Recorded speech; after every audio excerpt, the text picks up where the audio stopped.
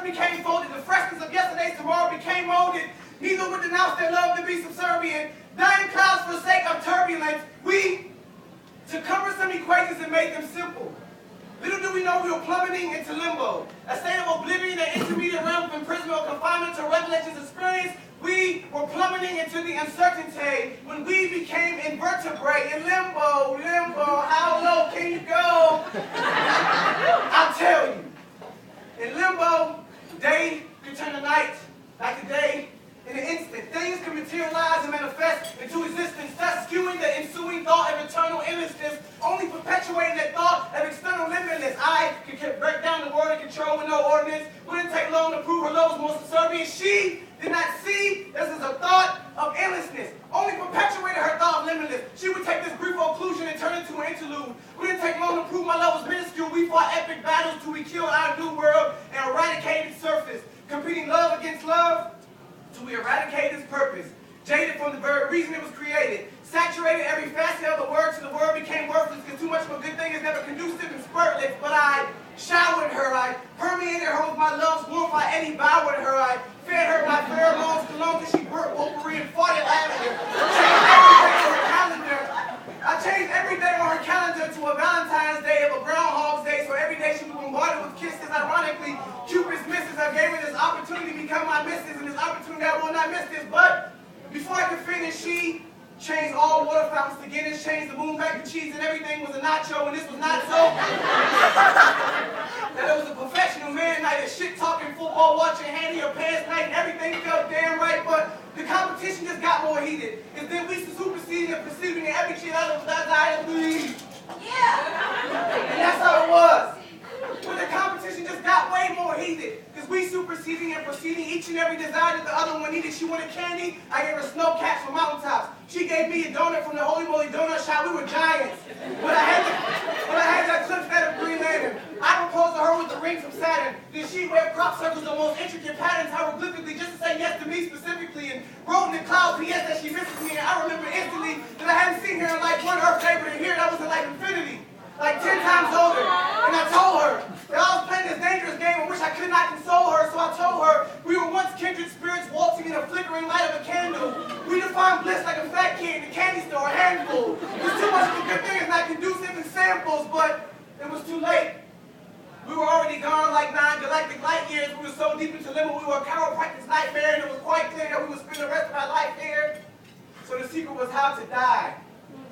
So we had to love harder, we had to love fast until our hearts grew and our brains got seemed nuclear, and then our hearts exploded in nuclear and turned into a Hiroshima, Katrina, which needed FEMA.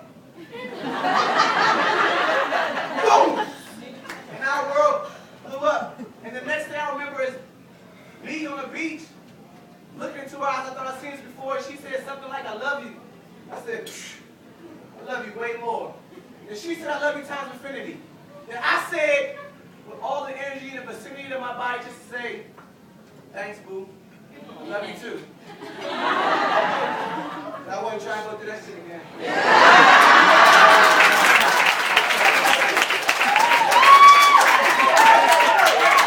But you see, the problem is, I never know. I still don't know if I'm here. I still don't know if this is real. But I still don't give a fuck. I'm in love. Woo!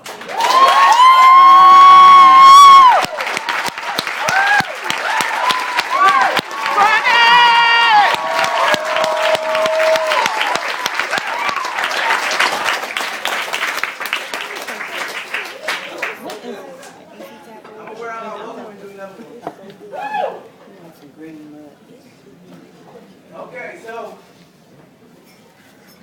today I had a conversation so mentally stimulating that I actually felt it centrally. And by centrally, I don't mean simple. See, it was more in depth, like after your last breath. Now, needless to say, it was the opposite of mundane. So pleasurable to the brain, like verbal cocaine on every word I hang. So after the last word she sang, I checked my drawers for cum stains. It was stimulating. And she listened. Oh my God, she listened. No, she did not just listen. She donated her whole attention span until her subconscious to take it out of her pension plan. So she listened to my careers, my goals, and ambitions, and realized that I was on a different dimension and I can never return home because of my distance, and searching for unreachable potential because something is missing and something will always be my brain would never stop fishing in that sea of ambition. But Erin only found me because she too was an astronaut who had been contemplating whether to blast off or not, because every time she would space travel and leave the ground, NASA would tell her to dumb her mission down because they couldn't understand her quest for lost sound. So like a dummy, she dumbed her mission down, forced her engines to the ground, and forced herself to live vicariously. Living in third person, see, that's scary to me because she had dreams and one day she would have to rekindle them, then her brain would never stop like a pendulum, and that kinetic energy should have fucked up her whole equilibrium until she blasted off so hard she tear a hole in the space-time continuum. Took a look at the menu and that's how she found me. So she had conquered that quest for lost sound. So when they said she was signified impetuous, she proved to be profound. And for that moment, I had snapped back to reality and kicked off my gravity boost as we used the planets for cookies and drunk the milk from our previous galaxy, the Milky Way. Never to return to normality because we are not compatible with no one else unless they are as mad as we. You see, she bad, you see, but it's more than the physical, it's the mental, is why she surpasses me. But with all those curves and grooves, I swear I gotta look at her feet to check for who's, because she is half human, half horse like a minotaur. She has my face like a minotaur. She has my John Hancock like a signature. She has my ballroom dancing like a centerfold. We're on opposite sides of the dice like 10 and 4, yet we're so close like winter fall. And with all this talk of space travel, she still yearning to go home. I said, why the fuck be a star in that galaxy when you can be the son of your own? And then you'll find that the sun is just another son of a high entity, and we can find that together and rename that intimacy.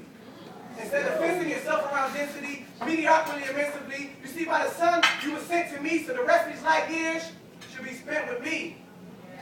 And from a storybook, I remember when the cow jumped over the moon, and that was the first big jump, but our minds have combined, intertwined, and we never touched once. Not even. Woo!